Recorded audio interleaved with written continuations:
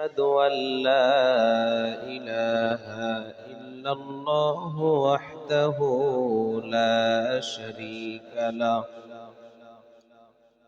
ونشهد أن سيدنا وسندنا وحبيبنا وحبيب ربنا وطبيب قلوبنا ومولانا محمدا عبده ورسوله الذي أرسله الله تعالى بالحق بشيرا ونذيرا وداعيا إلى الله بإذنه وسراجا منيرا. أما بعد فأعوذ بالله من الشيطان الرجيم. بسم الله الرحمن الرحيم.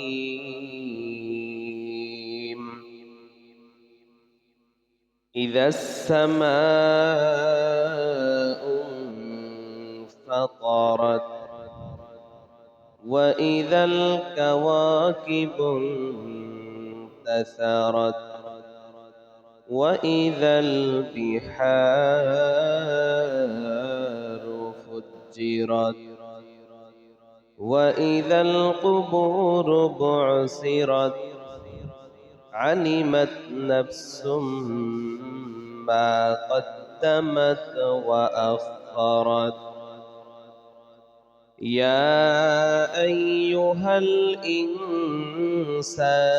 ما غرك بربك الكريم الذي خلقك فسواك فعدلك في أي صورة ما شاء ركبك. صدق الله مولانا العظيم وصدق رسوله النبي الكريم، ونحن على ذلك من الشاهدين والشاكرين، والحمد لله رب العالمين. اللهم صل على محمد وعلى آل محمد كما صليت على إبراهيم وعلى آل إبراهيم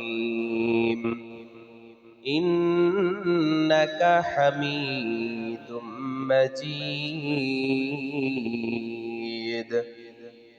اللهم بارك على محمد وعلى آل محمد كما باركت على إبراهيم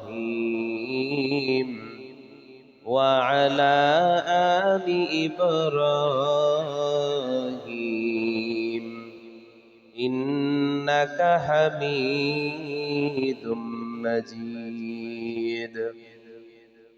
درفشانی نے تیرے قطروں کو دریا کر دیا، دل کو روشن کر دیا، کو بینا کر دیا. بلغ العلا بکمالہ كشف الدجى بجماله حسنت جميع خصاله صلوا عليه وآله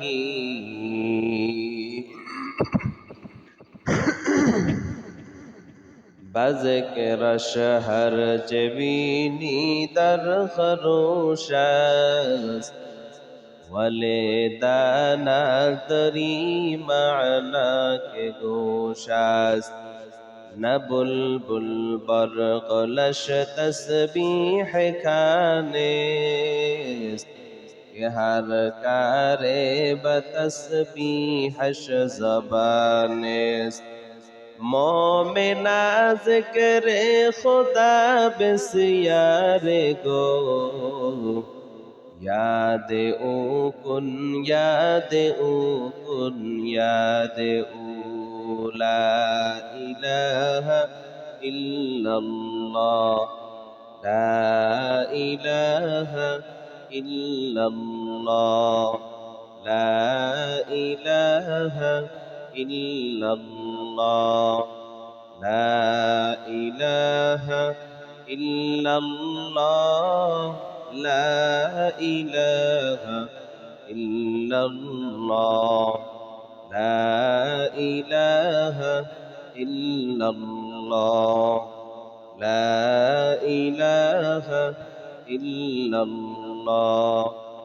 لا إله إلا الله لا إله إلا الله لا إله إلا الله لا إله إلا الله لا إله إلا الله لا إله إلا الله لا إله إلا الله لا إله إلا الله لا إله إلا الله لا إله إلا الله لا إله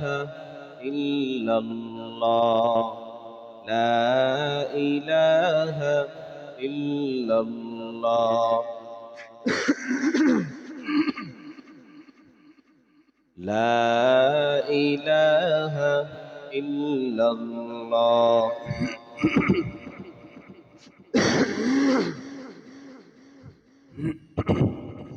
لا إله إلا الله محمد رسول الله سبحانك لا علم لنا إلا ما علمتنا إنك أنت العليم الحكيم رب اشرح لي صدري ويسر لي أمري واحلل عقدة من لساني يفقه قولي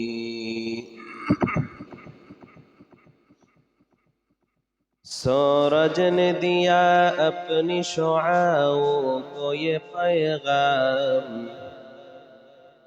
सूरज ने दिया अपनी शुआओं को ये पैगाम दुनिया है अजब चीज कभी सुबह कभी शाम दुनिया है अजब चीज कभी सुबह कभी शाम दुनिया में हो दुनिया का तलबकार नहीं हो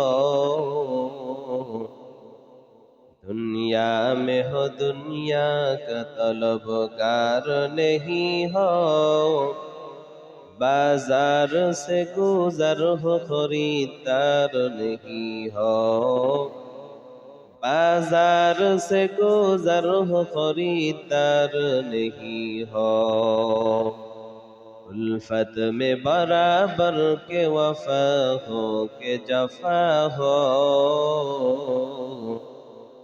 उल्फत में बराबर के वफा हो के जफा हो,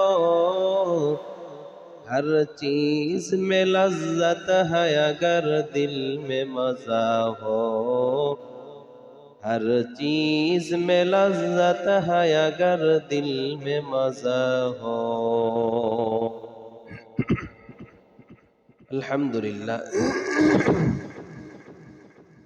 আল্লাহ পাকের দরবারে লাখ কোটি শুকর ওয়া সুজুদ যে আল্লাহ রাব্বুল আলামিন আপনাকে আমাকে দয়া করে মায়া করে ভালোবেসে পবিত্র মাহে রমজানের 18তম দিনে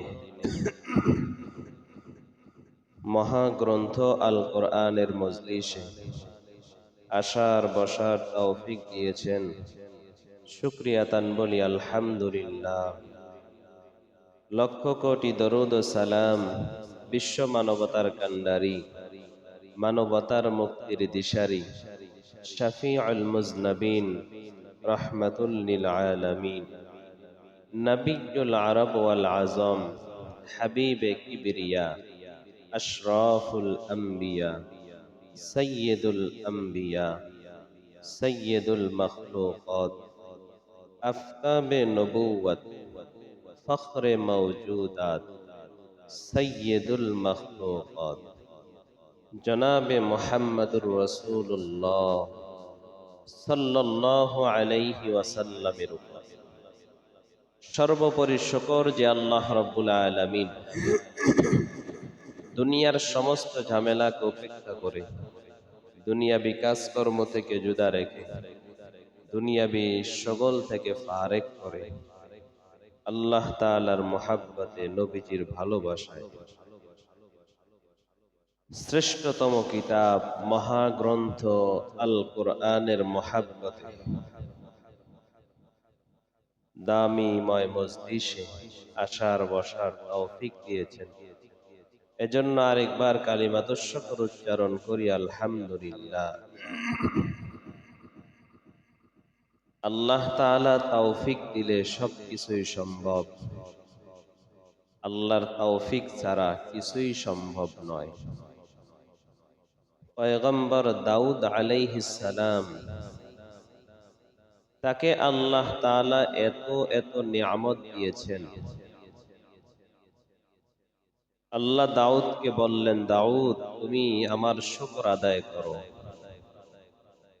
দাউদ আলাইহিস সালাম বলে, আমি তো শুকর আদায় করতে চাই কিন্তু পারি না। কেন পারো না? বলে, আপনার শুকর আদায়ের জন্য আপনার তৌফিক ছাড়া আমি কিভাবে শুকর আদায় করব? আল্লাহ তাআলা বললেন, দাউদ আমি আল্লাহর দেওয়া তৌফিক এটাও অনেক বড় একটি নিয়ামত।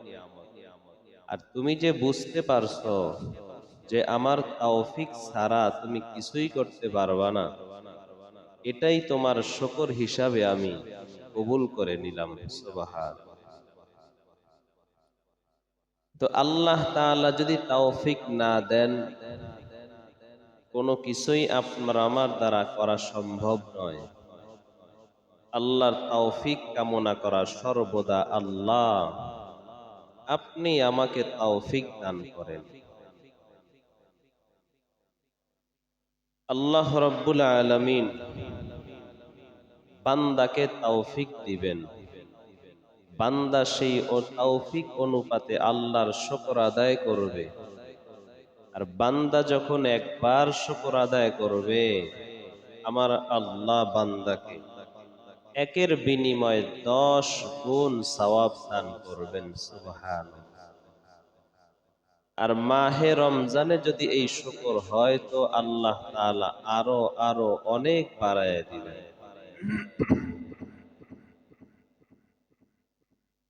আল্লাহ রাব্বুল আলামিন কোরআনে হাকিমের ভেতরে আয়াত নাজিল করেছেন, সূরা নাজিল করেছেন। কিছু আয়াত বান্দাকে সুসংবাদ দেয়, কিছু আয়াত বান্দাকে সতর্ক করে, কিছু আয়াত বান্দাকে উপদেশ দেয়।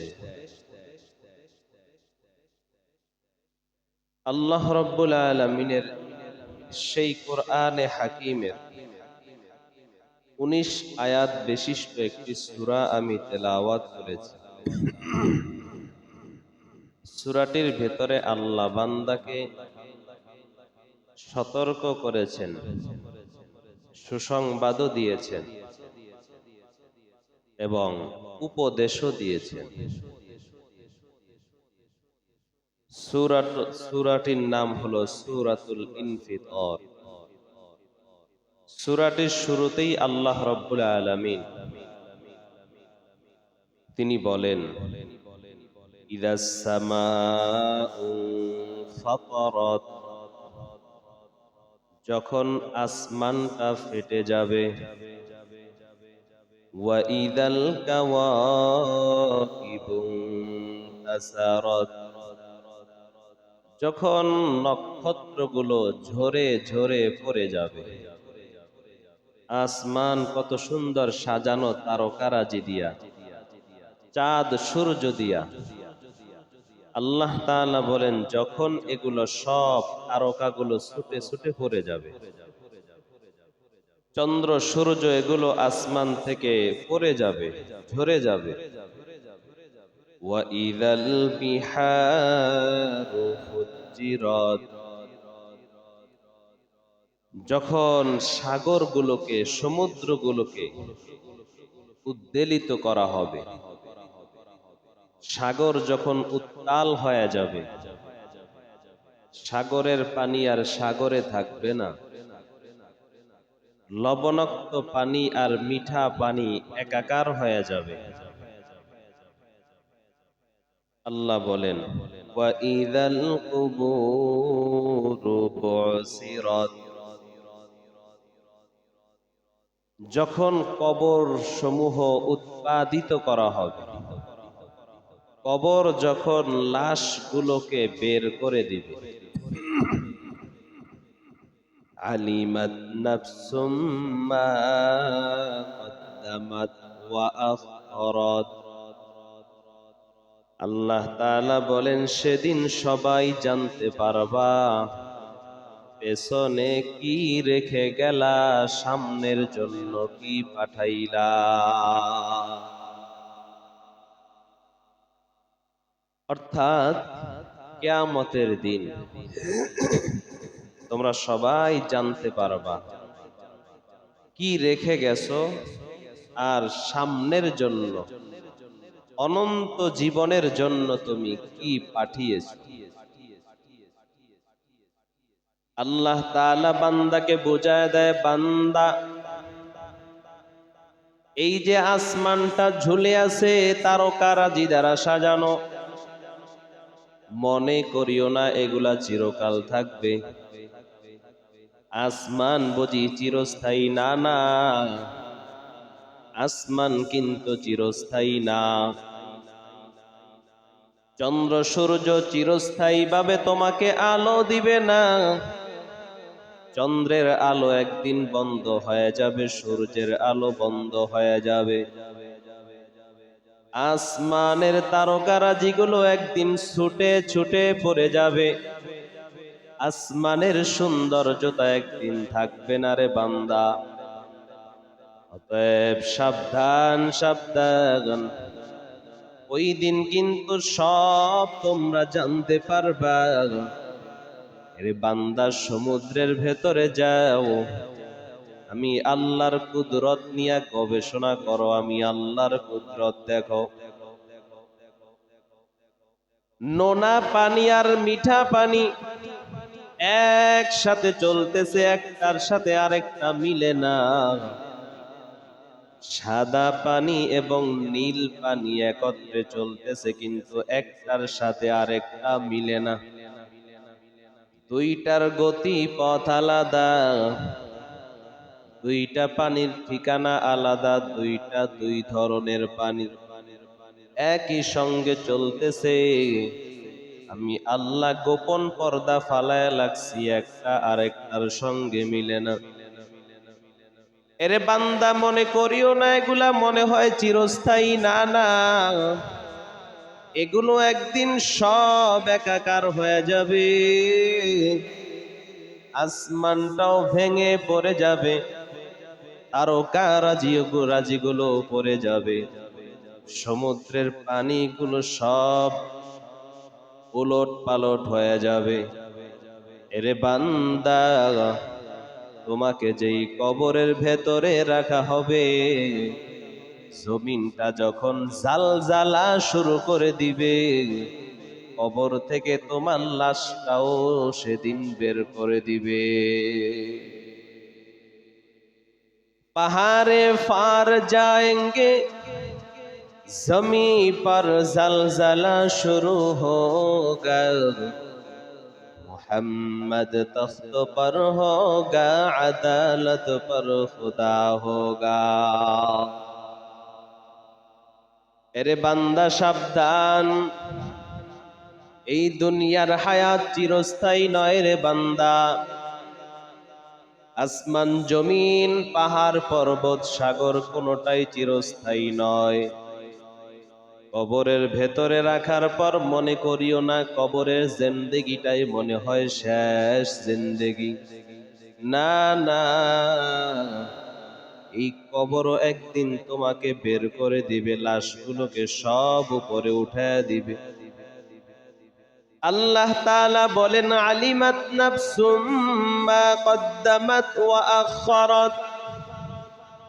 এরে মানুষ, সেই দিন তুমি জানতে পারবা তুমি দুনিয়াতে কি রেখে গেলা। পরকাল চিরস্থায়ী স্থায়ী বাসস্থানের জন্য তুমি কি আগে পাঠাইলা। মুফাসসিরিন ইকরামগণ বলেন, মানুষ যখন দুনিয়া থেকে বিদায় হয়ে যায়, দুনিয়ার আত্মীয় স্বজন বলতে থাকে, লোকটা দুনিয়ায় কি পরিমাণ ধন সম্পদ রেখে গেল। ছেলে সন্তান হিসাব করে বাবার কি পরিমাণ সম্পদ আছে। আত্মীয় স্বজন চিন্তা করে লোকটা যে মারা গেল তার সন্তানদের জন্য কি রেখে গেল। দুনিয়ায় ধন সম্পদ কি রেখে গেল, এটা দুনিয়ার মানুষ চিন্তা করে, গবেষণা করে। মৃত লাশের পাশে বয়া পর্যন্ত ধন সম্পদ নিয়ে আলোচনা করে। মুফাসসিরিন ইকরামগণ লিখেন, কিন্তু এই বান্দাটা দুনিয়া থেকে বিদায়ের পর ফেরেশতারাও তাকে নিয়ে আলোচনা করে, একজন আরেকজনের সাথে কথা বলে। ফেরেশতারা একজন আরেকজনকে বলতে থাকে যে এই লোকটা যে মারা গেল, এই লোকটা যে দুনিয়া থেকে বিদায় নিল, আখিরাতের জন্য সে কি পরিমাণ কামাই করলো, আখিরাতের জন্য সে কি আগে পাঠাইলো। সে চিরস্থায়ী বাসস্থানের দিকে যে রওনা দিল, ওই চিরস্থায়ী বাসস্থানের জন্য কি আমল করেছে। ফেরেশতারা এটা নিয়ে আলাপ আলোচনা করে। আল্লাহ বলেন, ও বান্দা, তুমি জানবা সেদিন তুমি কি দুনিয়ায় রেখে গেলা, আর পরকালের জন্য তুমি কি পাঠাইলা। সূরাতুল মুজাম্মিলের শেষ আয়াত ২০ নম্বর আয়াতে আল্লাহ তাআলা বলেন, ওয়ামা তুকদ্দিমু লিআনফুসিকুম মিন খায়রি তাজিদুহু ইনদাল্লাহ হুয়া খায়রাও ওয়া আ'যামা আজরা। আল্লাহ তাআলা বলেন, তোমরা নিজেদের জন্য, তোমাদের জন্য উত্তম যেটা তোমরা অগ্রিম পাঠাইবা, আগে যেটা পাঠাইবা এটাই তোমাদের জন্য উত্তম। দুনিয়ার হায়াতের জিন্দেগিতে আমল করে যা তুমি পাঠাইবা, নামাজের সওয়াব, রোজার সওয়াব, দান সদকার সওয়াব, নফল ইবাদতের সওয়াব, কুরআন তেলাওয়াতের সওয়াব, জিকির আজকারের সওয়াব, যা কিছু তুমি আগে পাঠাইবা এটাই তোমার জন্য উত্তম। শুধু তাই নয়, তুমি যেইটা পাঠাইবা তাজিদুহু ইনদাল্লাহি হুয়া খায়র ওয়া আ'যামা আজরা, তুমি যেইটা পাঠাইবা পুরস্কার হিসাবে আমার আল্লাহ আরো উত্তম বিনিময় তোমাকে দান করবে। তুমি পাঠাইবা 2 টাকা, আমার আল্লাহ তোমাকে দিবে 200 টাকা। তুমি নামাজ পাঠাইবা 1 ওয়াক্ত নামাজ, আমার আল্লাহ তোমাকে 700 রাকাত নামাজের সওয়াব দিয়া দিবে।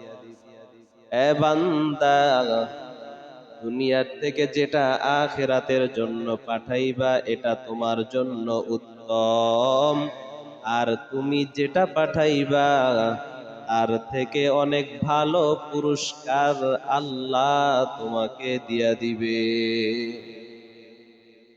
আল্লাহ বলেন ওয়াস্তাগফিরুল্লাহ, অতএব ওই মালিকের কাছে ইস্তেগফার করো, মালিকের কাছে ক্ষমা চাও। জীবনের যেই সময়টা অবহেলা করে কাটাইলাম, জীবনের যেই সময়টা মালিকের নাফরমানি করে কাটাইলাম, জীবনের যেই সময়টা মালিকের থেকে দূরে দূরে থাইকা কাটাইলাম, দুনিয়ার পেছনে কাটাইলাম, এই সময়টার জন্য ইস্তেগফার করো। ওয়াস্তাগফিরুল্লাহ, আল্লাহর কাছে ক্ষমা প্রার্থনা করো। ইন্নাল্লাহা গফুরুর রহিম, নিশ্চয়ই আল্লাহ অতিশয় দয়ালু ক্ষমাশীল। আল্লাহ দয়ালু, পরম দয়ালু। আল্লাহ তোমাদেরকে মাফ করে দিবেন, ক্ষমা করে দিবেন। এরে বান্দারা, এরে আল্লাহর আশিক, আমার আল্লাহর কাছে যদি লজ্জিত হয়ে বলা যায়, আল্লাহ জীবনের যেই সময়টা আমি উল্টা পথে চলে কাটাইলাম, জীবনের যেই সময়টা আমি নাফরমানি করে কাটাইলাম, আয় আল্লাহ বুঝি নাই, তুমি আমাকে মাফ করে দাও। আমার এই সময়টার জন্য তুমি পাকড়াও করিও না। আমার আল্লাহ এতটাই দয়াময়, এতটাই মহব্বতের আল্লাহ, আমার আল্লাহ আমার জীবনের ওই খারাপ সময়টাকে ভালো সময়ের পরিবর্তে কবুল করে নিবে। আল্লাহ তাআলা অন্যত্র বলেন, ইয়া আইয়ুহাল্লাযীনা আমানুত্তাকুল্লাহ, হে ঈমানদারেরা আমি আল্লাহকে ভয় করো। ওয়াল তানজুর নাফসুম মা কদ্দামাত লিগাদ, এবং তোমাদের প্রত্যেকেরই দেখা উচিত যে তোমরা আগামী দিনের জন্য কি পাঠাইছো। সামনে যে তোমার কবর, সামনে তোমার হাসর, সামনে তোমার পুলসিরাত, সামনে তোমার মিজানের পাল্লা। এ বান্দা, আল্লাহ বলেন বান্দা আমাকে ভয় কর, আর প্রত্যেকেই চিন্তা কর যে ওই কবরের জন্য তুমি কি পাঠাইলা, হাসরের জন্য তুমি কি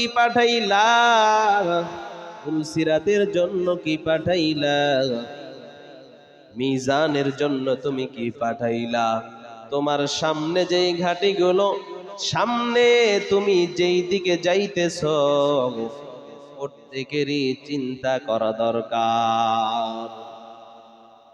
এরে আম্মা জানেরা, একটু চিন্তা করা দরকার। দুনিয়ার পেছনে কি পরিমাণ সময় দিলাম, আখিরাতের জন্য কতটুকুই বা সময় দিলাম। দুনিয়ার পেছনে কতটুকু ছুটলাম, আখিরাতের পেছনেই বা কতটুকু ছুটলাম। আমি আমার সামনের জিন্দেগির জন্য কি পাঠাইলাম, দুনিয়ার জিন্দেগির জন্য আমি কতটুকু করলাম। আল্লাহ তাআলা বলেন, যেদিন আসমান ফেটে যাবে, নক্ষত্রগুলো পড়ে যাবে, সমুদ্রের পানিগুলো সব ওলট পালট হয়ে যাবে, সেদিন তোমরা সবাই জানতে পারবা সামনের জন্য কি পাঠাইছো আর পেছনে কি রেখে গেছো।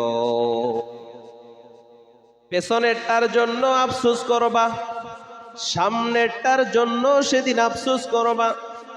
পেছনেরটার জন্য আফসোস করবা, হায় হায় কি করলাম, এই সময়টা আমি কেন এইটা করলাম, আমি কেন আমার জীবনে এই কাজগুলো করলাম, এগুলো না করতাম তো ভালোই।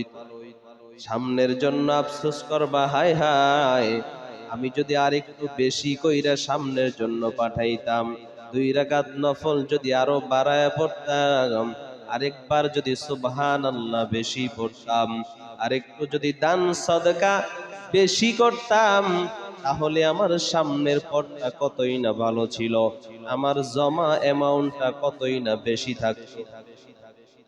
আল্লাহ তাআলা বলেন, সেই দিন যেদিন কবর থেকে তোমাদেরকে উঠায় দেওয়া হবে, তোমরা তোমাদের সামনের পেছনের বিষয়গুলো সব তোমরা জানতে পাইবা। আল্লাহ তাআলা এরপরে বলেন, ইয়া আইয়ুহাল ইনসান মা গররাকা বিরব্বিকাল কারীম। হে মানুষেরা, ইয়া আইয়ুহাল ইনসান, ও দুনিয়ার মানুষ, মা গররাকা বিরব্বিকাল কারীম, তোমাদেরকে রব্বে কারীম থেকে কে গাফেল করে রাখলো? রব্বে কারীম, যেই রব কারীম, এই রব থেকে কে তোমাদেরকে ধোকায় ফেলে রেখেছে? কোন জিনিস তোমাদেরকে রব থেকে বিমুখ করে রাখলো? কোন জিনিস তোমাদেরকে ধোকায় ফেলে রাখলো? কোন জিনিস তোমাদেরকে গাফেল করে রাখলো? দয়াময় আল্লাহ থেকে যে তুমি বিমুখ হয়ে আছো, আল্লাহর পথ থেকে যে তুমি সরে আছো, কোন জিনিস তোমাকে ধোকায় ফেলল? কি পাইছো তুমি আমাকে ছেড়ে? তুমি আমার থেকে উত্তম কাকে পাইলা, যাকে পেয়ে তুমি আমাকে ভুলে গেলা?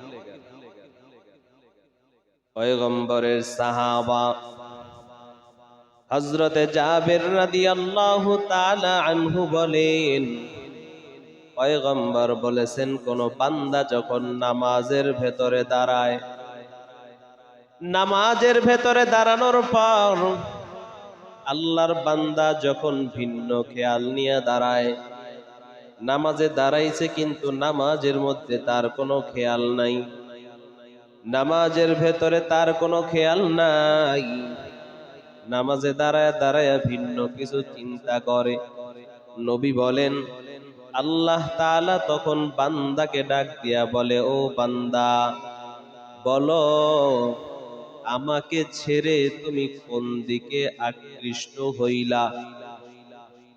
তুমি আমাকে ছেড়ে কোন দিকে আকৃষ্ট হইলা? যেদিকে আকৃষ্ট হয়েছো সে কি আমার চাইতে উত্তম নাকি? আমার চাইতে কি উত্তম? আমি আল্লাহর থেকে কি উত্তম? তুমি যেই দিকে আকৃষ্ট হইলা, আমার থেকে উত্তম কি পাইলা যে আমাকে ছাইরা তুমি ওদিকে আকৃষ্ট হইলা? এরে আদম সন্তান, আমি আল্লাহর যে সুন্দর কাকে পাইলা যে ওই দিকে তুমি আকৃষ্ট হয়ে গেল। এর মানুষ, আমার চেয়ে কণ্ঠওয়ালা আর কাকে পাইলা যার দিকে তুমি আকৃষ্ট হয়ে গেলা? ও মানুষ, আমার থেকে ক্ষমতাবান কাকে পাইলা যে তুমি তার দিকে আকৃষ্ট হয়ে গেলা? ও মানুষ, আমার থেকে উত্তম কাকে পাইলা যে আমাকে ছেড়ে তুমি তার দিকে আকৃষ্ট হইলা? আল্লাহ বান্দাকে বারবার বলতে থাকে। একবার বলার পর যখন বান্দা তার খেয়ালটাকে ঠিক করে না, আল্লাহ তাআলা দ্বিতীয়বার আবার বলতে থাকে। তৃতীয়বারও যখন বান্দার খেয়াল ফিরে না, আল্লাহ তাআলা তৃতীয়বার আবার বান্দাকে বলতে থাকে, ও বান্দা, আমার চাইতে উত্তম কাকে পাইলা যে তুমি আমাকে ছাইরা তুমি তার দিকে আকৃষ্ট হইলা? আমার চেয়ে উত্তম আর কে আছে? বান্দা যখন তিনবার বলার পরেও যখন আল্লাহর দিকে ফিরে না, খেয়ালটাকে ঠিক করে না, আল্লাহ তাআলা তখন এই বান্দাকে ছেড়ে দেয়। যা, তুই তোর মতো থাক, তুমি তোমার মতো থাকো। অথচ আল্লাহর থেকে উত্তম, আল্লাহর সাথে তুলনা দেওয়ার মতো কেউ আছে? কেউ নাই, কেউ নাই। নবীর সাহাবা হযরত ওমর ফারুক রাদিয়াল্লাহু তাআলা আনহু রাস্তা দিয়া চলছেন, হঠাৎ এক বান্দার মুখে তেলাওয়াত শুনতে পাইলেন। আল্লাহর বান্দা তেলাওয়াত করতেছে, ইয়া আইয়ুহাল ইনসান মা গররাকা বিরব্বিকাল কারীম। হযরতে ওমর তেলাওয়াত শোনা মাত্র বলে, একমাত্র মানুষ মূর্খতার কারণেই আল্লাহ থেকে গাফেল হয়ে থাকে। আল্লাহ থেকে গাফেল হয়ে অন্যত্র কিছু খুঁজে, মূর্খতার ছাড়া আর কিছু না। মূর্খ সে এজন্য আল্লাহকে ছাইরা অন্যকে ধরছে, তার জ্ঞান নাই, বুদ্ধি নাই। যেই জন্য তুমি আল্লাহকে ছাইরা অন্য কাউকে ধরলা। ও মানুষ, বলো তোমার ওই কাজটা সমাধানের জন্য আমার আল্লাহর চেয়ে বড় আর কে আছে? তুমি দুনিয়ার যাকেই ধরো না কেন, যার দিকেই তুমি আকৃষ্ট হও না কেন, তার কোনোই ক্ষমতা নাই। সমস্ত ক্ষমতা আমার আল্লাহ। তুমি যদি তার কাছে না চাইয়া যদি আমার আল্লাহর কাছে চাইতা, আমার আল্লাহ তোমাকে দিয়া দিত। কিতাবের ভেতরে সুন্দর একটা ঘটনা লেখা হয়। আল্লাহর দুই বান্দা ভিক্ষুক, ভিক্ষা করে সংসার চালায়। মসজিদের সামনে দুই পার্শ্বে দুইজন ভিক্ষুক ভিক্ষা করে। দুজনেই ভিক্ষার থালা নিয়ে বসে আছে, কিন্তু একজন আমার আল্লাহর কাছে চায়, আরেকজন দুনিয়ার মানুষ যাকে পায় তাকেই জড়ায়া ধরে, ভাই কিছু দিয়া যান। আরেকজন পার্শ্বে বৈশা বৈশা বলে, আল্লাহর ওয়াস্তে দিয়া যান, আল্লাহ তুমি আমার রিজিকের ব্যবস্থা করো। একজন আমার আল্লাহর কাছে চায়, আরেকজন দুনিয়ার মানুষের কাছে চায়। দুজন ভিক্ষুক। হঠাৎ একদিন ওই মসজিদ থেকে বাদশাহ বের হইছেন। বাদশাহ বের হইয়া তিনি যাইতেছেন। হঠাৎ ভিক্ষুক দুইজন, একজন তো আল্লাহর কাছে চাইতেছে বসে বসে, আরেকজন বাদশাকে দেইখা জড়ায় ধরছে, বাদশাহ কিছু দিয়া যান। বাদশাহ বলে, ঠিক আছে, তোমাদের দুইজনকেই দেওয়া হবে।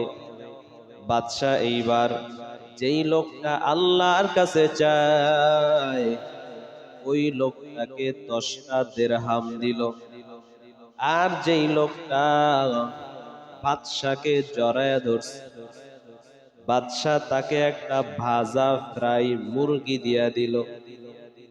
বাদশাহ প্রতিদিন এইটাই করে, যে ব্যক্তি বৈশা বৈশা আল্লাহর কাছে চায় তাকে 10টা দিরহাম দেয়, আর যে বাদশার কাছে চায় তাকে একটা ভাজা ফ্রাই করা মুরগি দেয়।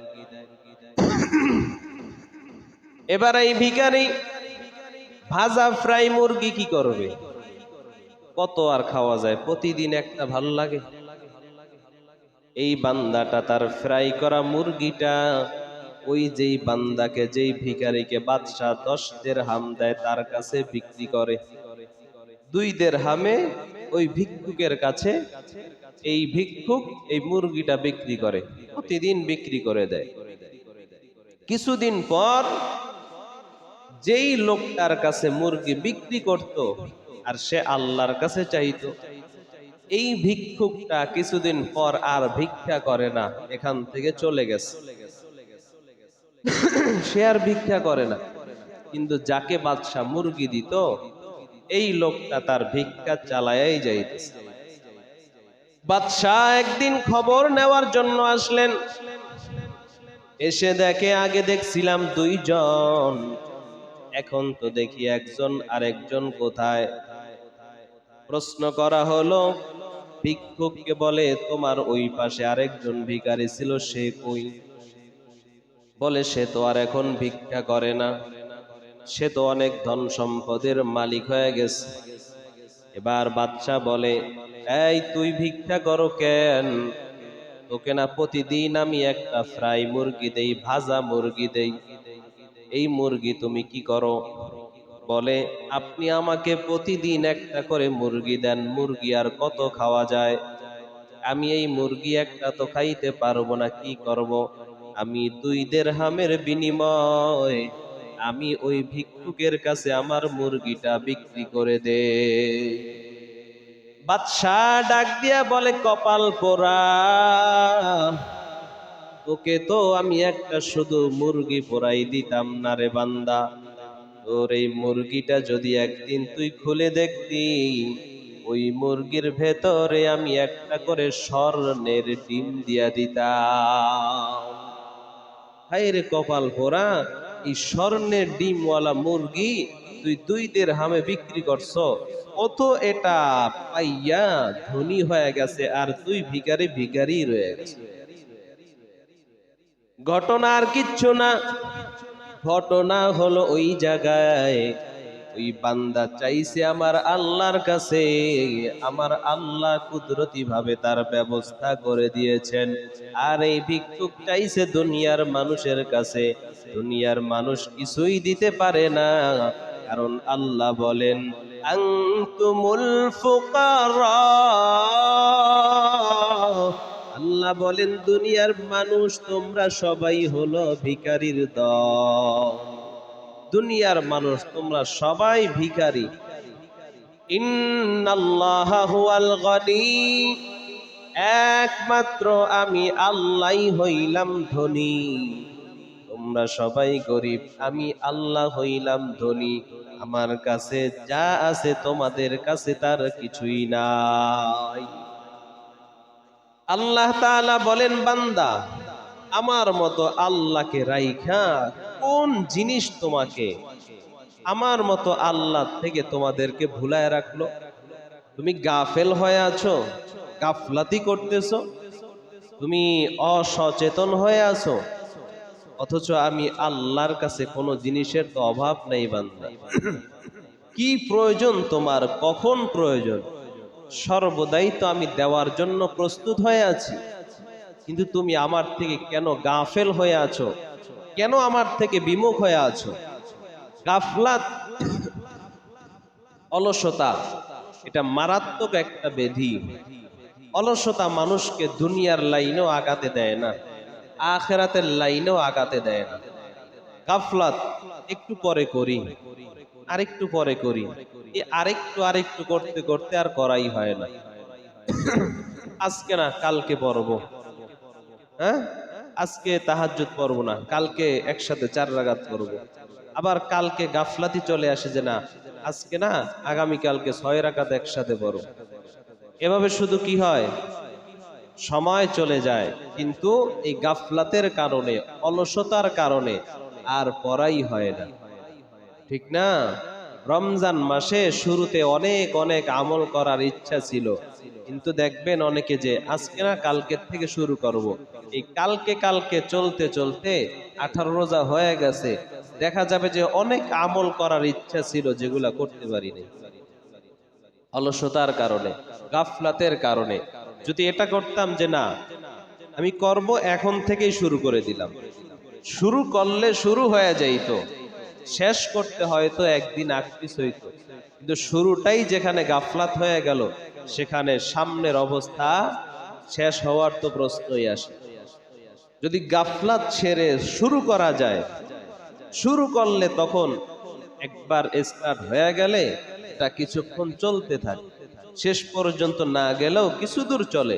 কিন্তু শুরুটাতেই যদি গাফলাত হয়ে যায়, তাহলে শেষে গিয়া আর সম্ভব হয় না। বাস্তব নিজের সাথে যদি আমরা মিলায় দেখি, আসলেই বাস্তব। রমজানের শুরুতে বা রমজানের আগে অনেক প্ল্যান প্রোগ্রাম ছিল, কিন্তু যেগুলো শুরু করতে পারি নাই বিদায় 18 রোজা হয়ে গেছে, এখনো শুরুই হয় না। অনেককে খুঁজলে এমন পাওয়া যাবে যে রমজানে এই আমলটা করার নিয়ত ছিল, কিন্তু গাফলাতির কারণে শুরু করা হয় নাই, 18 রোজা হয়ে যাইতেছে, এখনো শুরুই করা হয়নি। এরকম গাফলাত। অথচ এই গাফলাত একটা মারাত্মক অন্তরের রোগ, মারাত্মক একটা অন্তরের রোগ হলো গাফলাত, অলসতা। আর এই সামান্য গাফলাতের কারণে আল্লাহ রব্বুল আলামিন সাহাবাদের উপরেও অনেক রাগ করেছেন। পয়গম্বরে আরবি সাল্লাল্লাহু আলাইহি ওয়াসাল্লাম তাবুকের যুদ্ধে যাবেন, সাহাবাদের ভেতরে এলান করে দিলেন, ও সাহাবায়ে কেরাম, এই যুদ্ধটা হবে বড় কষ্টের একটা যুদ্ধ। একদিকে ফসল কাটার সময়, অপরদিকে প্রচন্ড গরম, মরুভূমি এলাকায় পানি পাওয়া যায় না, পানি সংকট। নবী আমার এলান করে দিলেন, ও সাহাবায়ে কেরাম, যার যা আছে সেগুলাই নিয়ে রেডি হয়ে যাও। আর ধনী সাহাবাদেরকে বললেন, তোমরা কিছু সহযোগিতা করো। সবাই সহযোগিতা করলেন। এই যুদ্ধে আমার নবী যুদ্ধের জন্য মানুষ পাঠায় দিলেন সাহাবাদেরকে, কিন্তু সম্পদ এত কম, বাহন এত কম, একটা উটের পিঠে 3 জন করে 4 জন করে পালাক্রমে উটের পিঠে সাওয়ার হইয়া তারা যুদ্ধে গেছে। লোক 4 জন, উট হইল একটা, 4 জন লোক সাওয়ারি একটা। তো একজন কিছুক্ষণ উটের পিঠে চড়ছে, আবার আরেকজন চড়ছে, আবার আরেকজন চড়ছে। এভাবে পালাক্রমে তারা যুদ্ধের ময়দানে গিয়েছে। এত কষ্ট করে যুদ্ধে গিয়েছে। ইসলামের ইতিহাসে তাবুকের যুদ্ধটা ছিল একটা স্মরণীয় যুদ্ধ। প্রচন্ড গরম, অন্যদিকে সাওয়ারিও তেমন ভালো ছিল না, বেশি ছিল না। সাহাবায়ে কেরাম একটা জামায়াত বানাইয়া আমার নবী যুদ্ধে পাঠায় দেয়। কিছু মুনাফিক আইসা বলে, পয়গম্বর, আমাদের এই অসুবিধা, ওই অসুবিধার কারণে যেতে পারবো না। নবী বললেন, অসুবিধা সমস্যা হলে তো যেতে পারবা না, সেটা তো ভালো কথা, যাইও না। যে যার মতো বলছে, নবী তাকে ছুটি দিয়া দিছে, কারণ নবী তো আর ভেতরের খবর জানে না। কার ভেতরে কি অসুস্থতা, কার ভেতরের হালাত কি, নবী তো আর জানে না। যে যেভাবে আয়েশা বলছে, নবী তাকে ছুটি দিয়া দিছে। মুনাফিকরা বিভিন্ন অজুহাত দেখাইয়া মদিনায় রয়ে গেল। আল্লাহর নবী একদল সাহাবাদেরকে পাঠায় দিলেন যুদ্ধের ময়দানে জিহাদের জন্য। মুনাফিকদের ভিড়ের ভেতরে রসুলের খাঁটি 3 জন সাহাবা, এই তিনজন সাহাবাদের ভেতরে একটু গাফলাত চলে আসলো, অলসতা চলে আসলো। এদের মধ্যে একজন হলো কাব রাদিয়াল্লাহু তাআলা আনহু। ধনী মানুষ ছিলেন, সাওয়ারি অনেক মজবুত ছিল। নবী যখন যুদ্ধের কাফেলা পাঠায় দিলেন, এই কাব রাদিয়াল্লাহু তাআলা আনহু চিন্তা করলেন যে সাহাবায়ে কেরাম তো পায়ে হেঁটে যাবে, পালাক্রমে তারা উটের পিঠে সাওয়ার হবে, তো অনেক লম্বা সময় লাগবে। তিনি চিন্তা করলেন আমার তো উট ঘোড়ার কোনো অভাব নাই, শক্তিশালী বাহন আমার আছে। আমি সাহাবীরা তো আজকে রওনা দিছে, আমি কালকে রওনা দিলেও তাদেরকে ধরে ফেলতে পারবো। কিন্তু পরের দিনও গাফলাত চলে আসছে। পরের দিন চিন্তা করে আজকে না আগামী কালকে যাব। এখনো তো তারা তাবুকের ময়দানে যায় পৌঁছায় না, আমি তাদেরকে রাস্তায় ধরে ফেলবো। পরের দিন গাফলাতির কারণে যায় নাই, তারপরের দিনও যায় নাই, তারপরের দিনেও যায় নাই। সংবাদ পাইল সাহাবায়ে কেরাম পায়ে হেঁটে হেঁটে কেউ সাওয়ারে করে তাবুকের ময়দানে চলে গেছে। চিন্তা করলেন এখন যাওয়া দরকার, কিন্তু গাফলাত অন্তরের ভেতরে চলে আসছে। ঠিক আছে একটু পরে যাই, একটু পরে করতে করতে আর যুদ্ধেই যাওয়া হয় না। হঠাৎ সংবাদ পাইলেন নবীর সাহাবায়ে কেরাম তাবুকের যুদ্ধের বিজয় মিছিল নিয়ে মদিনার দিকে আসতেছে। মুনাফিকরা চিন্তা করে নবী যখন আসবে, নবী তো প্রশ্ন করবে তুমি কেন যুদ্ধে যাও নাই, মিথ্যা কথা বলবো, বলবো রসূল এই কারণে আমি যুদ্ধে যাইতে পারি নাই, ঘরে আমার বিবি অসুস্থ, কেউ বললেন মা অসুস্থ, কেউ বললেন হুজুর আমি নিজে অসুস্থ। মিথ্যা কথাগুলো বানায়া রাখলেন। নবীর তিনজন সাহাবা, খাঁটি সাহাবা, বদরি সাহাবা, এরাও চিন্তা করলেন নবী তো আসলে অনেক রাগ করবে, তো নবীর কাছে বানায়া কিছু মিথ্যা বলবো। হযরতে কাব রাদিয়াল্লাহু তাআলা আনহু বলেন আমি খুব কথায় পটু ছিলাম, আমি যে কোনো জায়গায় যে কোনো কথা বইলা মানুষকে পেঁচে ফেলায় দিতাম, পেঁচ থেকে কাটায় নিয়ে আসতাম, কথায় আমি খুব পটু ছিলাম। তিনি বলেন আমিও অনেক কিছু সাজাইলাম যে নবীর কাছে এইভাবে এইভাবে কথাগুলো বলবো, তো নবী আমাকে ছেড়ে দিবেন, আর কিছু বলবেন না। হযরতে কাব বলেন আমি কথাগুলো মুখস্থ কইরা রাখলাম। আল্লাহর নবী যুদ্ধ থেকে চলে আসছেন, নবী আমার চিরচরিত অভ্যাস অনুযায়ী মসজিদে নববীতে আসছেন। সাহাবায়ে কেরামের খোঁজ খবর নিতেছেন, কে গেছো কে যাও নাই, কার কি হালাত, কেন যাও নাই। মুনাফিকরা গিয়া বলে নবী আমার এই সমস্যা। নবী বললেন ঠিক আছে তোমাদের ব্যাপারটা আল্লাহর উপরে ছেড়ে দিলাম, তোমরা সত্য বলছো না মিথ্যা বলছো তা তো আর আমি জানি না, আল্লাহ তোমাদের ফয়সালা করবেন। মুনাফিকরা যার যার মতো মিথ্যা বইলা নবীর থেকে তারা চলে গেল। হযরতে কাব বলেন নবী আমাকে ডাক দিলেন কাব কেন তুমি যুদ্ধে যাও নাই। হযরতে কাব বলেন নবী যখন আমাকে প্রশ্ন করেছে, আমি এতক্ষণ যেইগুলা ভেতরে রাখছিলাম মিথ্যা বানায়া নবীর কাছে বলবো, নবী যখন বলছে যে কাব কেন যাও নাই, সাথে সাথে আমার ভেতরের সব কথা আমি ভুলে গেছি, আমার আর ভেতরে কিচ্ছু মনে নাই। গিয়া বললাম নবী গাফলাতের কারণেই আমি যেতে পারি নাই, যে আজকে যাব একটু পরে যাই একটু পরে যাই এমন করতে করতে আর আমি যাইতে পারি নাই। ওই দুইজন সাহাবাও বললেন নবী আমরা গাফলাতি করে যাইতে পারি নাই, কোন রকম কোন অসুবিধা ছিল না, আমরা চেষ্টা করলেই যাইতে পারতাম, কিন্তু আমাদের গাফলাতের কারণে আমরা যাইতে পারি নাই। আল্লাহর নবী সাহাবাদেরকে ডেকে বললেন ও সাহাবায়ে কেরাম আল্লাহর পক্ষ থেকে ফয়সালা, তোমরা এই কাবের সাথে আর তার সাথে ওই দুইজন সাহাবা, এই মোট তিনজনের সাথে তোমরা কেউ কোনো কথা বলবা না,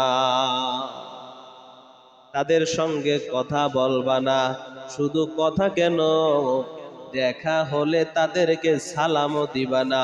তারা যদি সালাম দেয়, সালামের জবাব নিবা না। এদেরকে বয়কট করে রাখ। তিনজনকে নবী বয়কট করে দিলেন।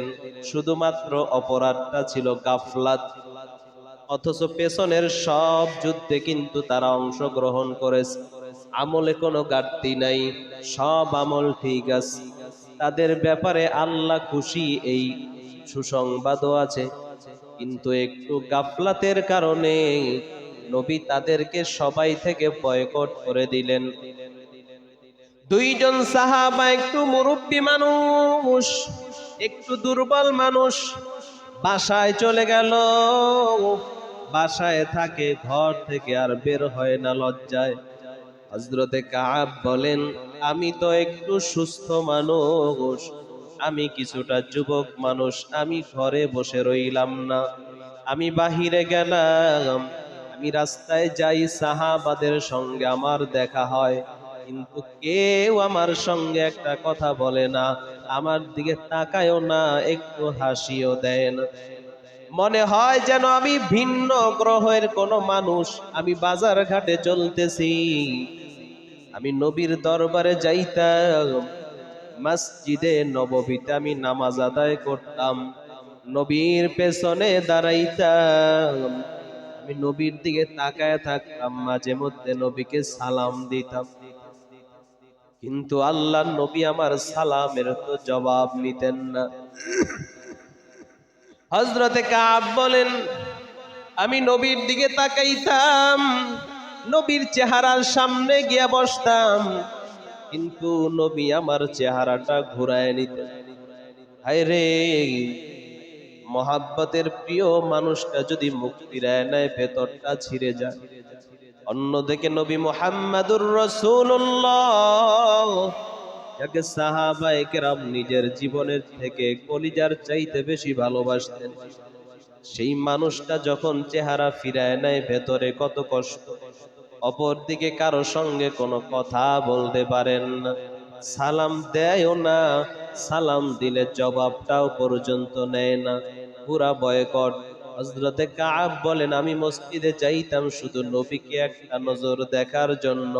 নবীকে দেখতাম, অন্তরে কিছুটা শান্তি অনুভব করতাম। নবী আমার থেকে চেহারা ঘুরায় নিত, আমি শুধু কাঁদতাম, আমি শুধু কান্না করতাম আর বলতাম, মালিক, এই সময়টা যদি আমার মরণ হয়ে যায়, সবাই আমাকে বয়কট করে রাখছে, এই সময় যদি আমার মরণ হয়ে যায়, তো কোনো সাহাবা আমার জানাজা পড়বে না, কেউ আমার জানাজায় শরীক হবে না। আর অন্যথায় যদি এই সময়টা যদি আমার নবীও দুনিয়া থেকে চলে যায়, তাহলে তো আমার অবস্থাও খারাপ হয়ে যাবে, নবীও থাকবে না, আসমান থেকে কোনো ওহীও আসবে না, সাহাবায়ে কেরাম আজীবনের জন্য আমার সঙ্গে আর কথা বলবে না। হযরতে কাব শুধু কান্না করে, শুধু কান্না করে। বহুদিন পর, মাসখানেক পরে আমার নবী ডাক দিয়া বললেন, কাব, বাড়িতে বিবি আছে নাকি? হযরতে কাব বলেন, হ্যাঁ, বাড়িতে বিবি আছে। নবী বললেন, যাও যাও, স্ত্রীকেও বাপের বাড়ি পাঠায় দাও। এতদিন তো ঘরে স্ত্রী ছিল, সে হয়তো একটু কথা বলছে, এখন এটাকেও বাদ, একেও বাবার বাড়ি পাঠিয়ে দাও। হযরতে কাব রাদিয়াল্লাহু তাআলা আনহুর দুঃখের কোনো শেষ নাই। ঘরের ভেতরে গেলে স্ত্রীর থেকে একটু তার সঙ্গে একটু খোশ গল্প করতে পারতো, আজকে সেটাও নাই। ঘরটা একেবারে খালি, খেদমত করার মতো কেউ নাই। হযরতে কাব রাদিয়াল্লাহু তাআলা আনহু শুধু যায় নামাজটা বিছাইয়া মালিকের দরবারে কান্না করে আর বলে, আল্লাহ, আমার ব্যাপারে একটা ফয়সালা তুমি তোমার বন্ধুকে জানাইয়া দাও।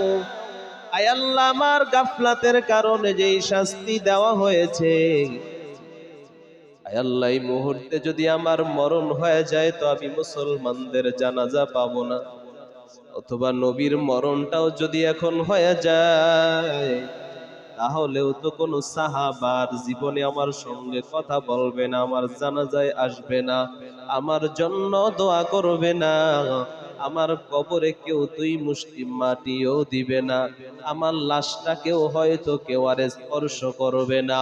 হযরতে কাব রাদিয়াল্লাহু তাআলা আনহু এমন কান্না শুরু করেছেন, আমার আল্লাহ নবীকে জানায় দিলেন, ও পয়গম্বর, আপনি ওই সাহাবাকে জানাইয়া দেন আমি তার জীবনের গাফলাতের ভুলের গুনাহ মাফ করে দিয়েছি। নবী আমার জানাইয়া দিলেন, কাব, তোমার কান্না আল্লাহ কবুল করে নিয়েছেন, আল্লাহ তোমাকে মাফ করে দিয়েছেন। শুধুমাত্র একটু গাফলাতের কারণে যদি নবী সাহাবাদেরকে এই পরিমাণ শাস্তি দিতে পারেন, এই পরিমাণ রাগ যদি হতে পারেন, আমরা আমাদের জীবনে কতই না গাফলাতি করলাম, গাফলাতের কারণে কত জামাত ছেড়ে দিলাম, গাফলাতির কারণে কত রোজা ছেড়ে দিলাম, গাফলাতির কারণে কত নামাজ ছেড়ে দিলাম, কত আমল গাফলাতির কারণে অলসতা কইরা ছেড়ে দিলাম। আমরা যদি আমার নবীর সামনে পড়তাম, না জানি আমাদেরকে কি পরিমাণ শাস্তি নবী দিতেন, না জানি কি পরিমাণ রাগ হয়ে আছেন আল্লাহ আমাদের উপর, কি পরিমাণ গাফলাতি আমাদের ভেতরে আছে। মান আরাফা নাফসাহু ফাকাদ আরাফা রাব্বাহ, যে নিজেকে চিনে সে আমার আল্লাহকেও চিনে। নিজের কাছে প্রশ্ন করলেই বের হয়ে যাবে আমি কত বড় গাফেল, কি পরিমাণ গাফলাতি আমার ভেতরে আছে, কি পরিমাণ আল্লাহ বিমুখ হয়ে আমি আছি। আমি যদি আমার জীবনের চলার ক্ষেত্রে চিন্তা করি যে আসলেই কি আমি সর্বদা আমার রবের মুখাফিক্কি হয়ে আছি, নাকি কখনো কখনো রবকে সাইরা দুনিয়ার কারো মুখাফিক্কি হই, সব সময় কি আমি মালিকের অনুগামী হয়ে চলতেছি কিনা, নাকি মালিক থেকে কখনো কখনো বিমুখ হয়ে যায়। যখন মালিক ভালো খাওয়ায় তখন তো আলহামদুলিল্লাহ, যখন মালিক একটু কষ্টের ভেতরে ফেলে তখন কি মালিককে গালি দেই কিনা, যখন সুস্থ আছি তো আলহামদুলিল্লাহ, অসুস্থতা চলে আসলে তখন কি রবের উপর একটু রাগ আসে কিনা, যে আল্লাহ শুধু আমারই দেখে, এত অসুস্থতা, আমি এত ভালো মানুষ, আমারে কেন আল্লাহ এত ধরে। নিজের কাছে প্রশ্ন করলে সব বের হয়ে আসবে। আল্লাহ তাআলা বলেন, ইয়া আইয়ুহাল ইনসান মা গররাকা বিরব্বিকাল কারীম। আল্লাহ বলেন, ও মানুষ, কোন জিনিস তোমাদেরকে আমি আল্লাহ থেকে বিমুখ করে রাখলো, আমি আল্লাহ থেকে কোন জিনিস তোমাকে গাফেল করে রাখলো। আল্লাযী খালাকাকা ফাসাওয়াকা ফাআদালাক। আল্লাহ বলেন, আল্লাযী খালাকাকা, আল্লাযী খালাক, আমি আল্লাহ তোমাদেরকে সৃষ্টি করেছি, ফাসাওয়াকা ফাআদালাক, এবং আমি তো তোমাকে সুগঠন করেছি, তোমার গঠনটা তো আমি বানিয়েছি, এবং তোমার সামঞ্জস্যতাও তো আমি আল্লাহই দান করেছি। সুন্দরভাবে তোমাকে তো আমি আল্লাহই বানাইছি, হাতটা যেখানে দেওয়া দরকার সেখানে তো আমি আল্লাহই দিয়েছি। এ মানুষ, পাটা যেখানে দেওয়া দরকার আমি আল্লাহই তো সেখানে সেট করেছি, মুখটা যেখানে দেওয়া দরকার আমি আল্লাহই তো দিয়েছি। নাকটা যেখানে দেওয়া দরকার, চোখটা যেখানে দেওয়া দরকার, যেই অঙ্গটা যেইখানে দেওয়া দরকার, আমি আল্লাহ তো সেই অঙ্গটা সেখানে দিয়েছি। আমি আল্লাহ তো তোমাকে সাজাইছি। আল্লাহ রব্বুল আলামিন অন্য অন্য জায়গায় বলেছেন, ইয়া আইয়ুহান নাসু উবুদু রাব্বাকুমুল্লাযী খালাকাকুম। ও মানুষ, আল্লাহর ইবাদত করো যেই রব তোমাদেরকে সৃষ্টি করেছেন। কিন্তু আল্লাহ তাআলা এখানে বলেন আল্লাযী খালাকাক। হে মানুষ, আল্লাহ বলেন আমি আল্লাহ তোকে বানাইছি। আল্লাহ বলেন আমাকে যেন বলেন তোকে বানাইছি, আপনাকেও যেন বলেন তোকে বানাইছি। এককভাবে বলছেন, সবাইকে নিয়ে বলেন নাই, একজন একজন করে বলছেন, বান্দা আমি না তোকে বানাইছি, তোর গঠন দেহটা না আমি আল্লাহই সাজাইছি। সূরা ৩-এর ভেতরে আল্লাহ বলেন, ওয়াত-তিনি ওয়াজ-যাইতুন ওয়া তুরি সিনিনা ওয়া হাযাল বালাদিল আমিন। আল্লাহ বলেন তিনের কসম, জাইতুনের কসম, ওয়া তুরি সিনিন তুর পর্বতের কসম, ওয়া হাযাল বালাদিল আমিন নিরাপদ এই মক্কা ভূমির কসম। লাকাদ খালাকনাল ইনসান, নিশ্চয়ই আমি সৃষ্টি করেছি ইনসান, ফি আহসানি তাকওয়িম, উত্তম অবয়ব দিয়া, উত্তম আকৃতি দিয়া আমি আল্লাহ মানুষ বানাইছি। আল্লাহ বলেন বান্দা আমি আল্লাহ তোকে এমন সুন্দর করে বানাইলাম, এত সুন্দর করে আমি আল্লাহ কোনো মাখলুকাত বানাই নাই।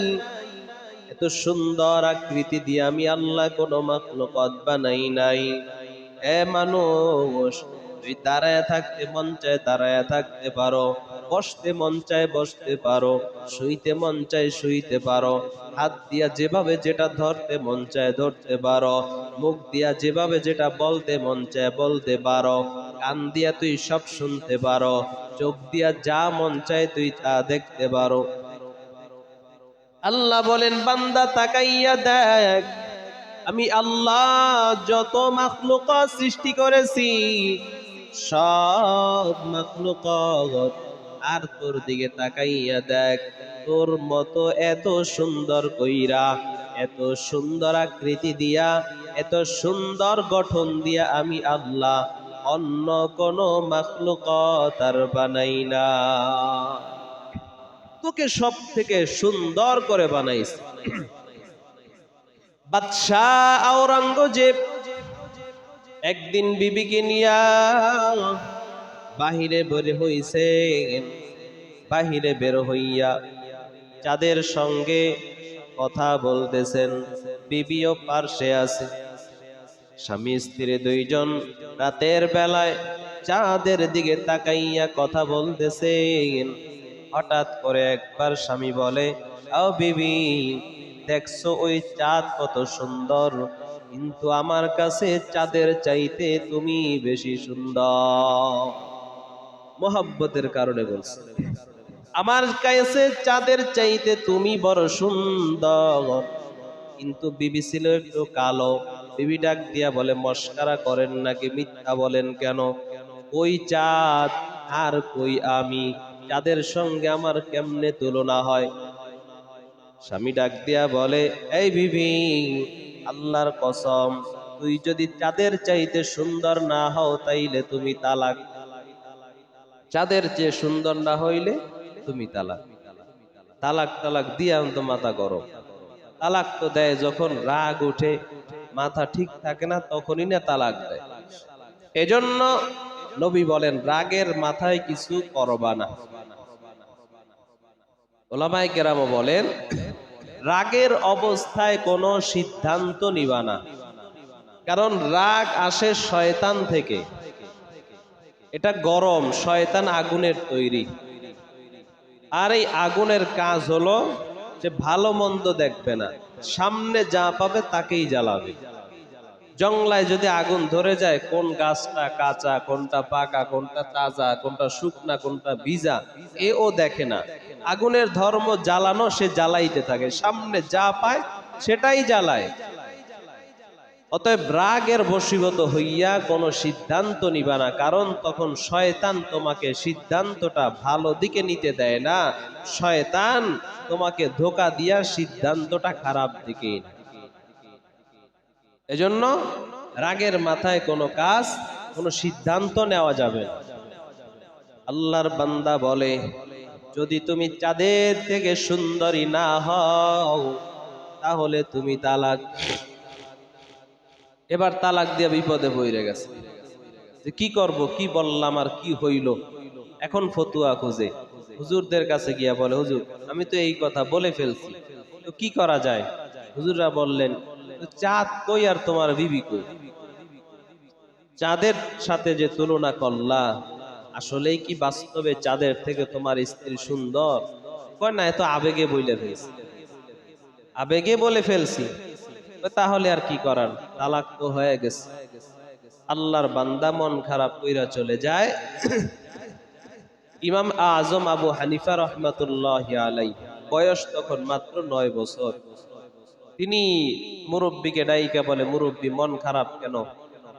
বলে, এই জন্য আসছিলাম, হুজুররা তো এই ফতুয়া দিয়া দিছে, বলে আমার সাথে চলেন। হুজুরদের ফতুয়া হয় নাই। কেন হয় নাই? হুজুরদের সামনে গিয়া বলে, হুজুর আল্লাহই তো বলেছেন, ওয়াত্তিনি ওয়াজ্জাইতুন ওয়াতুরি সিনিন ওয়া হাযাল বালাদিল আমিন লাকাদ খালাকনাল ইনসানা ফি আহসানি তাকওয়িম।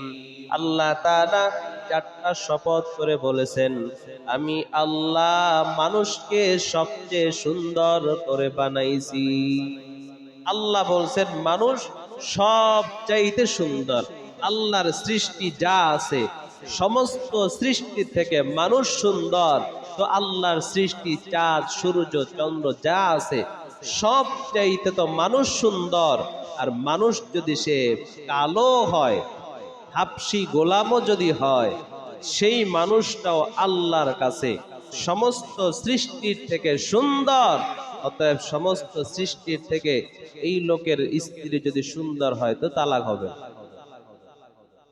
বু হানিফা বুদ ইমামে বাসফাগ আসিরাজে উম্মতানে মুস্তফা আমা ফিল মাশরিকিন লাহু নাযীরুন ওয়ালা ফিল মাগরিবিন ওয়ালা বিকুফা। আল্লাহ বলেন, বান্দা আমি আল্লাহই না তোমাকে বানাইছি? তোমার গঠন যেন আমি আল্লাহই তো সুন্দর করে দিয়েছি, যেখানে যেটা দরকার আমি আল্লাহই তো দিয়েছি। এ মানুষ, তারপরেও কোন জিনিস তোমাকে আমার থেকে ফিরায় রাখলো? কে আমার থেকে বেশি ইহসান তোমার উপরে করলো যে তুমি আমার ইহসান ভুলে গেলা? কে তোমাকে আমার চেয়ে বেশি কিছু দিল যে তাকে পেয়ে তুমি আমাকে ভুলে গেল? আল্লাহ তাআলা বলেন, কাল্লা বাল তুকাযযিবুনা বিদ্দীন। আল্লাহ বলেন, এমনটা করা কখনোই তোমাদের জন্য ঠিক না। তোমরা যেটা করেছো এটা করা কখনোই তোমাদের ঠিক হয় না। মানুষ বানাইছি আমি আল্লাহ তোমাদেরকে, সৌন্দর্যতা দিয়েছি আমি আল্লাহ তোমাদেরকে, তোমাদের যখন যা দরকার সব কিছু দেই আমি আল্লাহ। আর তোমরা আমার থেকে বিমুখ হয়ে আছো, এটা তোমাদের জন্য ঠিক না। সব করলাম আমি, আর আমাকে ছাইরা তুমি অন্যদিকে যাইবা মানুষ, এটা কি না? ঠিক না। আর তোমরা যে কিয়ামতের ময়দানকে অস্বীকার করতেছো, ইয়াউমিদ্দিন বাল তুকাযযিবুনা বিদ্দীন, কিয়ামতকে যে তোমরা অস্বীকার করতেছো, আসলেই এটা করা তোমাদের জন্য ঠিক না। যদি তোমরা কিয়ামতকে বিশ্বাস করতা, কিয়ামতটাকে যদি তোমরা মানতা, বিচার দিনের বিষয়টা যদি তোমরা সঠিকভাবে মানতা, কখনোই তোমরা আমি আল্লাহর থেকে বিমুখ হইতা না। আমি আল্লাহর কাছে যে আসতে হবে, বিচারের কাঠগড়ায় যে তোমাকে দাঁড়াতে হবে, এটা যদি তোমরা সত্য মনে করতা, তাহলে কখনোই তোমরা আমি আল্লাহর থেকে বিমুখ হতে পারতা না, কখনোই তোমরা আমি আল্লাহর নাফরমানি করতে পারতা না। তোমরা যে কিয়ামতকে বিশ্বাস করো না, আমি আল্লাহর অনুগ্রহ যে স্বীকার করো না, এটা তোমাদের জন্য কিনা ঠিক না। আল্লাহ বলেন ওয়া ইন্না আলাইকুম লাহাফিজিন। আল্লাহ তাআলা বলেন, এ মানুষ, তোমরা যা করতেছ, যেদিকে যাইতেছ, যা শুনতেছ, যা বলতেছ, এগুলো সব কিন্তু সংরক্ষিত হচ্ছে, সব কিন্তু সংরক্ষণ হচ্ছে। তুমি ডান পথে চলো নাকি বাম পথে চলো, তুমি আমি আল্লাহকে মানো নাকি আমি আল্লাহকে মানো না, তুমি কিয়ামতকে স্বীকার করো নাকি স্বীকার করো না, তুমি বান্দা যা কিছু করো না কেন, সব কিন্তু আমি আল্লাহর কাছে রেকর্ড হচ্ছে, সব সংরক্ষণ হচ্ছে। কিরামান কাতিবিন। আর আমি আল্লাহ এই সংরক্ষণের দায়িত্ব দিয়েছি কিরামান কাতিবিন, দুইজন সংরক্ষণকারী ফেরেশতা তোমার সাথে সর্বদাই কিন্তু আছে। ইয়ালামুনা মা তাফআলুন, তোমরা যা করো সব কিন্তু তারা জানে, সব কিন্তু তারা লিপিবদ্ধ করতেছে, সব সংরক্ষণ করতেছে। আল্লাহ বলেন ইন্নাল আবরারা লাফি নাঈম ওয়া ইন্নাল ফুজ্জারা লাফি জাহিম।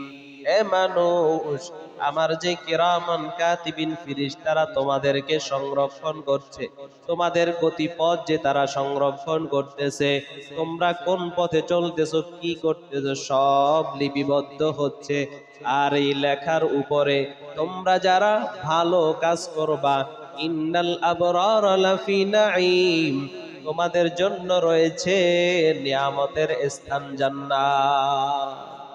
যারা তোমরা ভালো কাজ করবা, যাদের কিরামান কাতিবিনের রিপোর্ট যাদের ভালো হবে, তোমাদের জন্য রয়েছে আবরার, উত্তম জায়গা, লাফি নাঈম, নিয়ামতের, নিয়ামতপূর্ণ জায়গা তোমাদের জন্য রয়েছে জান্নাত, সেখানে তোমরা থাকবে। ওয়া ইন্নাল ফুজ্জার লাফি জাহিম, আর যারা পাপ করবা, গুনাহ করবা, অন্যায় করবা, আমি মালিককে যারা ভুলে থাকবা, আমি মালিকের অনুগ্রহকে যারা তোমরা ভুলে যাইবা, তোমাদের জন্য রয়েছে জাহিম নামক স্থান, কষ্টের জায়গা, আগুনের জায়গা, জাহান্নাম, সেখানে তোমরা থাকবা। আল্লাহ বলেন ইয়াসলাউনাহা ইয়াউমাদ্দিন ওয়া মা হুম আনহা বিগাইবিন। ইয়াসলাউনাহা ইয়াউমাদ্দিন, তোমাদের কর্মফল অনুযায়ী তোমরা প্রবেশ করবা। যার কর্মফল ভালো সে জান্নাতে প্রবেশ করবা, যার কর্মফল খারাপ সে জাহান্নামে প্রবেশ করবা। ওয়া মা হুম আনহা বিগাইবিন, আর সেখান থেকে তোমরা চাইলেই বের হতে পারবা না। জাহান্নামে দিয়ে দিব, সেখান থেকে পলায়া যাইবা, ভেগে যাইবা, না বান্দা না। দুনিয়ার জেলের তালা খুইলা জেল ভাঙ্গা পালাইতে পারো, কিন্তু আমার জেলখানা থেকে পালাইবা কল্পনাই করা যায় না, পারবা না রে বান্দা, পারবা না। অতএব সাবধান, আমি আল্লাহকে ভয় করো বান্দা, আসমান জমিন সব চূর্ণ বিচূর্ণ হয়ে যাবে, কবর থেকে উঠাবে, আলিমাত নাফসুম মা কদ্দামাত ওয়া আখারাত, সামনের পেছনের কাজ সম্পর্কে তুমি সব জানবা। বান্দা, আর আমার থেকে যে তুমি গাফেল হইলা, কে তোমাকে আমার থেকে গাফেল করলো? আমি না তোমাকে বানাইছি বান্দা? আমি না তোমাকে সুন্দর অবয়ব দিয়েছি? আমি না তোমাকে যেটা যেখানে দেওয়ার দরকার সেটা সেখানে না সুন্দরভাবে সেটিং আমি করছি বান্দা? ও বান্দা, তোমার গতিপথ চলার পথ কিন্তু সব সংরক্ষণ হচ্ছে। কিরামান কাতিবিন কিন্তু সব জানেন, তুমি যা কিছু করো সব কিন্তু তারা জানেন। তোমাদের জন্য জায়গা রয়েছে আবরার লাফি নাঈম, নিয়ামতের ঘর কিন্তু তোমাদের জন্য আছে। লাফি সিজ্জিন, সিজ্জিনও তোমাদের জন্য কিন্তু আছে। যারা ভালো কাজ করবা, কর্মফল যাদের ভালো হবে তারাই জান্নাতে যাইবা। কর্মফল যদি খারাপ হয় তারা জাহান্নামে যাইবা। আর সেখান থেকে আনহা বিগাইবিন, পালানোর কোনো সুযোগ নাই। জান্নাত থেকেও পালানো যাবে না, জাহান্নাম থেকেও পালানোর কোনো সুযোগ নাই। আল্লাহ তাআলা বলেন, ওয়ামা আদরাকা মা ইয়াউমুদ্দিন, এ বান্দা, তুমি কি জানো কর্মফল দিবসটা কি? এই যে কর্মফল দিবস, কিয়ামতের দিবস, এটা কি তুমি জানো? সুম্মা মা আদরাকা মা ইয়াউমুদ্দিন, আল্লাহ কয় আমি আবার বলছি, তুমি কি জানো কর্মফল দিবসটা কি? তাকিদ দিতেছেন, ওমা আদরাকা মা ইয়াউমুদ্দিন, তুমি কি জানো কিয়ামতের দিবসটা কি? সুম্মা মা আদরাকা মা ইয়াউমুদ্দিন, আবার বলছেন তুমি কি জানো কিয়ামতের দিবসটা কি? তাকিদ দেওয়ার জন্য যে বান্দা, এটা স্বাভাবিক বিষয় না, এটা স্বাভাবিক বিষয় না। এরপর আল্লাহ বলেন, ইয়াউমা লা তামলিকু নাফসুল লিনাফসিন শাইআ, ওই দিনটা কেউ কারো উপকার করতে পারবে না। যে যাকে নিয়ে আসে তাকে নিয়ে ব্যস্ত থাকবে। সবাই শুধু বলবে নাফসি, আমার কি উপায়, আমার কি উপায়। ওয়াল আমরু ইয়াউমাইযিল লিল্লাহ, আর ওই দিন আধিপত্য চলবে একমাত্র আল্লাহ। ক্ষমতা চলবে সেদিন একমাত্র আল্লাহ, অন্য কারো ক্ষমতা সেদিন চলবে না। সবাই নিজেকে নিয়ে পেরেশান থাকবে। নবীরা পর্যন্ত বলবে নাফসি নাফসি নাফসি। নবীরা বলবে আল্লাহ আমার কি উপায়, আমার কি উপায়, আমার কি উপায়। তাহলে সাধারণ মানুষ তাদের হবে কি উপায়? ও বান্দা, এই যে কর্মফল দিবস সম্পর্কে তোমাদেরকে বললাম, তোমরা কি জানো সেই দিনটা কোন দিন? এই তোমরা কি জানো সেই দিন কোন দিন? সেই দিনটা কিন্তু কেউ কারো উপকার করতে পারবে না। সবাই নিজেকে নিজে ব্যস্ত হয়ে যাবে, যার যার মতো সে ব্যস্ত থাকবে। নিজেকে নিয়ে সেদিন সবাই পেরেশান থাকবে, কেউ কারো উপকার করতে পারবে না। সেই দিন কিন্তু ক্ষমতা থাকবে একমাত্র আল্লাহর। সেই দিনের মালিক হবে একমাত্র আল্লাহ। মালিকি ইয়াউমিদ্দিন, বিচার দিনের মালিক একমাত্র আল্লাহ। বিচার দিনের মালিক আল্লাহ, ওই কিয়ামতের দিনের মালিক হবেন একমাত্র আল্লাহ। অতএব বান্দা সাবধান, তোকে আমি বানাইছি, তোর গঠন আমি তৈরি করেছি। যেটা যেখানে দেওয়া দরকার সেটা সেখানে আমি দিয়েছি, নিয়ামতে ভরপুর রেখেছি আমি। এরপরও কেন আমার থেকে গাফেল হইলি বান্দা? আমার থেকে গাফেল হইস না। কে তোকে আমার থেকে গাফেল করে রাখলো? আমার চাইতে উত্তম কাকে তুমি পাইলা, যাকে পেয়ে তুমি আমাকে ভুলে গেলা? বান্দা সাবধান, কর্মফল দিবসে কিন্তু তোমাকে উপস্থিত হতে হবে, সেখানে আসতে হবে। কর্মফল ভালো হলে ইল্লিয়িন তোমাকে জান্নাতে দেওয়া হবে। কর্মফল যদি খারাপ হয়, সিজ্জিন তুমি জাহান্নামে যাইবা। সেখান থেকে গায়েব হতে পারবা না, ভেগে যাইতে পারবা না। বান্দা সাবধান, ওই দিনটা কিন্তু কেউ কারো উপকার করতে পারবা না। সবাই নিজেকে নিয়ে ব্যস্ত থাকবা।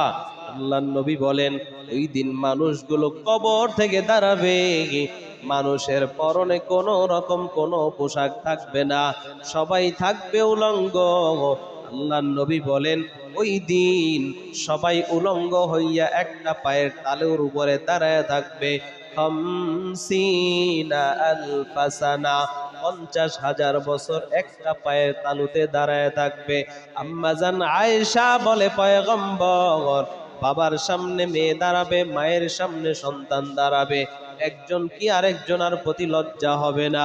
আল্লাহর নবী বলেন এ আয়েশা, ওই দিনটা এত কঠিন দিন, একজন আরেকজনের দিকে তাকানোর সুযোগ পাবে না, সবাই নিজেকে নিয়ে ব্যস্ত হয়ে যাবে। আল্লাহ সেই কথাটাই শেষে বলতেছেন, ইয়াউমা লা তামলিকু নাফসুল লিনাফসিন শাইআ ওয়াল আমরু ইয়াউমা ইযিল লিল্লাহ। এরে বান্দা, সেই দিন কেউ কারো উপকার করতে পারবা না, যে যাকে নিয়ে ব্যস্ত হয়ে যাইবা, নিজেকে নিজে নিয়েই ব্যস্ত হয়ে যাইবা, কেউ কারো উপকার করতে পারবা না। অতএব তোমরা আমি আল্লাহর সাথে ভাও লাগাও, আমি আল্লাহর সাথে সম্পর্ক গভীর করো, আমি আল্লাহর সাথে মোহাব্বত গভীর করো। কারণ ওই দিনের অধিপতি, ওই দিনের মালিক হব একমাত্র আমি আল্লাহ। অতএব দুনিয়ার থেকে বিমুখ হয়ে আল্লাহ মুখী হওয়ার তৌফিক আমাদের সবাইকে দান করেন বলি আমিন। আমাদের কর্মফল ভালো করে জান্নাতে যাওয়ার তৌফিক দান করেন বলি আমিন। জাহান্নাম থেকে আল্লাহ বাঁচার তৌফিক দান করেন বলি আমিন। দুরূদ শরীফ পড়ি। আল্লাহুম্মা সাল্লি আলা মুহাম্মাদিন ওয়া আলা আলি মুহাম্মাদ কামা সাল্লাইতা আলা ইব্রাহিম ওয়া আলা আলি ইব্রাহিম ইন্নাকা হামিদুম মাজিদ। আল্লাহুম্মা বারিক আলা محمد وعلى آل محمد كما باركت على إبراهيم وعلى آل إبراهيم إنك حميد مجيد. أستغفر الله ربي من كل ذنب وأتوب إليه. لا حول ولا قوة إلا بالله العلي العظيم. أستغفر الله الذي لا إله إلا هو الحي القيوم وأتوب إليه. لا حول ولا قوة إلا بالله العلي العظيم. الحمد لله رب العالمين. والصلاة والسلام على سيد الأنبياء والمرسلين وعلى آله وأصحابه أجمعين. ربنا ظلمنا أنفسنا وإن لم تغفر لنا وترحمنا لنكونن من الخاسرين. ربنا آتنا في الدنيا حسنة وفي الآخرة حسنة وقنا عذاب النار. اللهم اجعلني في عيني صغيرا وفي أعين الناس كبيرا. اللهم إنك عفو تحب العفو فاعف عني يا أرحم الراحمين يا أرحم الراحمين يا أرحم الراحمين. আয় আল্লাহ তাআলা, মাহে রমজানের 18ই রমজান দিনের বেলা রোজা রাখা অবস্থায় আয় আল্লাহ আপনার কিছু বান্দা বান্দিকে নিয়ে আপনার শাহী দরবারে হাত তুলেছি। মেহেরবানি করে আল্লাহ আমাদের এই মজলিসকে আপনি কবুল করে নেন।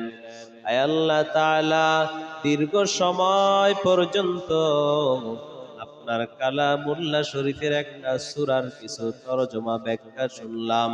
আয় আল্লাহ, ভুল কথাগুলো অন্তর থেকে মুছে দিয়ে সহি কথাগুলোর উপরে আমল করার তৌফিক দান করেন।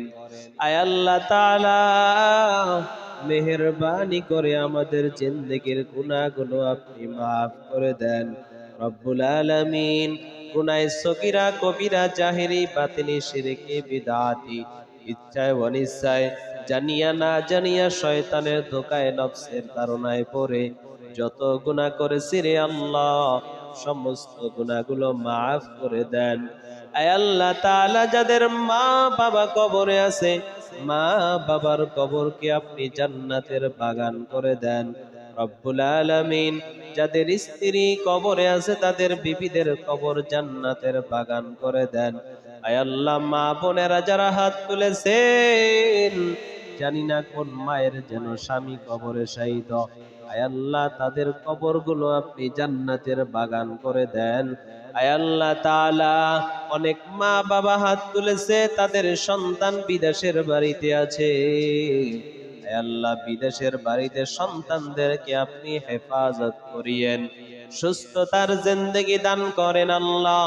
আয় আল্লাহ, হালাল উপায়ে উপার্জন করার তৌফিক দান করেন, কামাই রুজিতে আপনি বরকত দিয়া দেন আল্লাহ।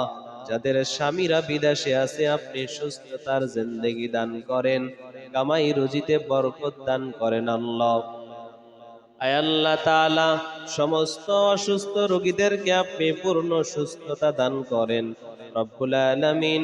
আপনার এক বান্দি মোহাম্মদ রিঙ্কির মা একটা কোরআন খতম করেছে, আয় আল্লাহ মেহেরবানি করে যাদের জন্য খতম করেছে তাদের কবরে সওয়াব পৌঁছিয়ে দেন রব্বুল আলামিন। তার মুরব্বীরা যারা কবরে আছে, সকলার কবরে আপনি সওয়াব পৌঁছিয়ে দেন, ওসিলা করে আপনি কবরবাসীদেরকে মাফ করে দেন আল্লাহ। আয় আল্লাহ তাআলা, আপনার বান্দা ইদ্রিস ব্যাপারী সাহেব একটা কালেমা খতম করেছেন, ভুল ত্রুটি ক্ষমা করে আপনি কবুল করে নেন। যাদেরকে উদ্দেশ্য করে খতম করেছে, তাদের রূহে আপনি সওয়াব পৌঁছিয়ে দেন। আয় আল্লাহ, আপনার বান্দা হাজী ইসমাইল সাহেবের পুত্রবধূ 3টা কালেমা খতম করেছে, আপনি কবুল করে নেন। ইসমাইল সাহেবের জন্য একটা কালেমা খতম করেছে সুস্থতার জন্য, ওসিলা করে আপনি তাকে পরিপূর্ণ সুস্থতা দান করেন। আয় আল্লাহ, আপনার বান্দি তার মা বাবা সহ শ্বশুর শাশুড়ি মুরব্বীরা যারা কবরে আছে, তাদের কবরে সওয়াব পৌঁছিয়ে দেন, ওসিলা করে তাদের কবরকে আপনি জান্নাতের বাগান করে দেন।